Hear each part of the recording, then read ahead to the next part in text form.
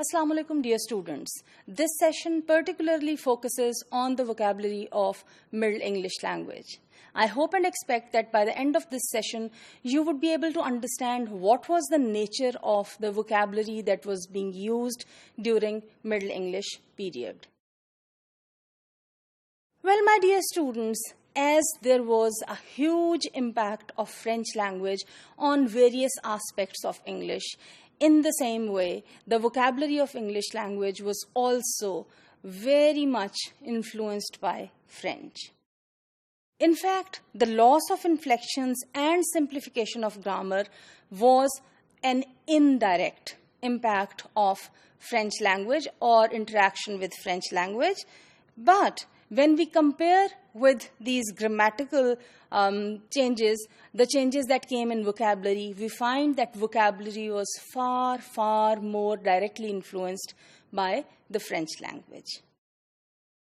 Well, I hope you understand by now that because both of these, people, the French and the English, they were living together, because the Normans came as rulers, because they brought French language with that, because French was used by the nobility, by the royalty, it was being used in the courts, it was being used in religion, it was used in almost every domain of life.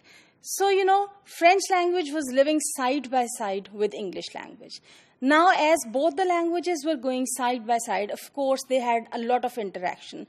In a lot of situations, in a lot of domains of life, they would come closer to each other. They would interact with each other. This naturally resulted in a transference of vocabulary from one language to the other. Now, what was the nature of this transference, or what was the nature of this interchange? Of course, whereas English was hugely influenced by the vocabulary of French, French language also was influenced by English language. Thus, we can say it was more a mutual, transference or interchange. Also, in terms of its nature, it was very, very frequent. It was not that rarely a few words would be taken from French language. Rather, a lot of words were incorporated from French into English. In fact, the frequency was so by so that we do not find any comparisons of this in the history of English language. And another thing that we need to notice about, this addition to the vocabulary or the fund of vocabulary is that this was not sudden, this was not immediate. This was actually a long process, a process of centuries. And this process also became apparent with the passage of time. It began slowly, it continued for a long time, of course, with varying tempos, sometimes with a slower tempo, sometimes with a faster. All right, my dear students, now I'd like you to focus on the screen because I'm going to show you some vocabulary that was taken from French into English language.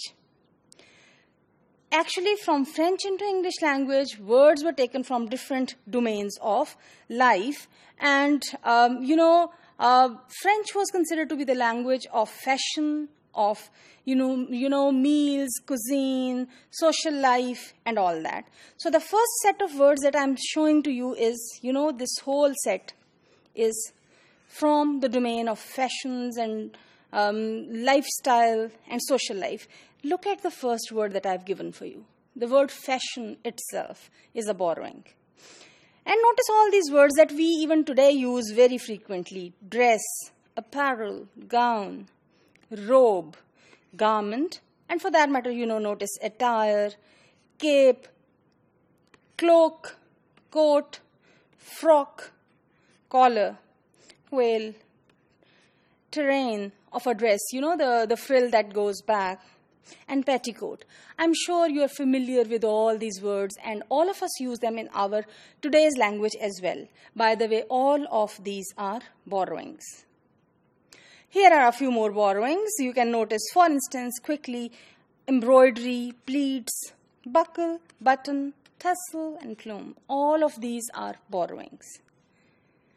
Not only nouns were borrowed, verbs were also borrowed. So, to adorn or to embellish, these are the words that are taken from somewhere else, from French language.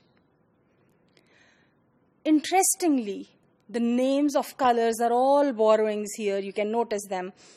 Colors like blue, brown, scarlet, saffron, rust, and tawny are all that are added to the vocabulary.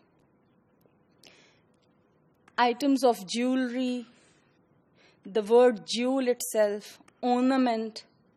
Notice the word brooch, ivory, enamel. All of these are additions that were made during this period. And very interestingly, all the names of the stones that you are familiar with, turquoise, amethyst, topaz, garnet, ruby, emerald, sapphire, pearls, diamonds, crystals, and corals, all of these are brought into language during this time period. With this, I move on to another domain of life, that is domestic life, and a lot of words were added to the vocabulary during this time period. Notice the words curtain, couch, chair, cushion, lamp, screen, lantern, chandelier, blanket, quilt, coverlet, towel, basin. All of these words we are so very much familiar with, we don't even think of their origin. And actually, they tell us about the lifestyle that was brought along with these words. From government and administration, we have more than, hundreds of words we have, more than what we think we have. These were the people, actually French people, who for more than 200 years ruled this land. Naturally, their language, French language, made all the rules of government and of administration. And we can notice the word government itself, administer, govern. These are taken from where? These are taken from French language. All these words like crown, state, empire, realm, and so on and so forth, you can look at the screen. There are dozens of words here that are from French language. By the way, the word office that we use so frequently even today is from there. The titles of offices, we all have chancellors and, vice chancellors in our universities. We have triarchs, we have chamberlains, marshals, governors, councillors, ministers. By the way, we have wardens, constables, etc.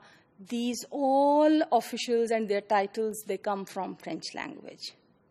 Designations, by the way, king and queen and lady and earl are the only, what I would call, are exceptions.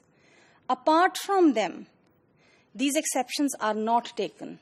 Apart from them, all the words related to designations that I have bracketed here, I have double bracketed them, they are all taken from French language. The legal system was established by French, run by French, so legal vocabulary also comes from French language. We use the word crime, that is a French word, instead of the word sin or the Middle English word guilt. Names of crimes.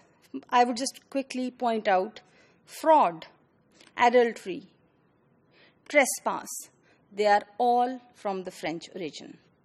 In army, we have all the terms that come from French. Same is the case with navy. Even the words army and navy and all this bracketed part, you can see the list of the vocabulary alongside comes from French language. The officers like lieutenant, sergeants, captains, these are the terms that come from French language. In art and medicine, that is another domain. Look at the choice of words. Figure, image, tone, sculpture, painting, music, and even the word beauty. These are all that we have borrowed in English language from French language. In architecture, you can notice palace, mansion. All of these come. Even the word building, is used. They come from French language. When we move on to literature, the word literature itself has a French origin. Poets, prose, story, romance, all the types, tragedy, preface, volume, the word paper, the word pen, the word chapter, you name it, and all of these come from French origin. The last domain that I would talk about is of science. The words like physician, surgeon, so all these specialists. The words, even simple words like pain. Diseases like gout or jaundice. The words like plague, stomach, pulse, remedy. There is a long and long list that keeps on going on, and we have so many instances of French borrowings in English language.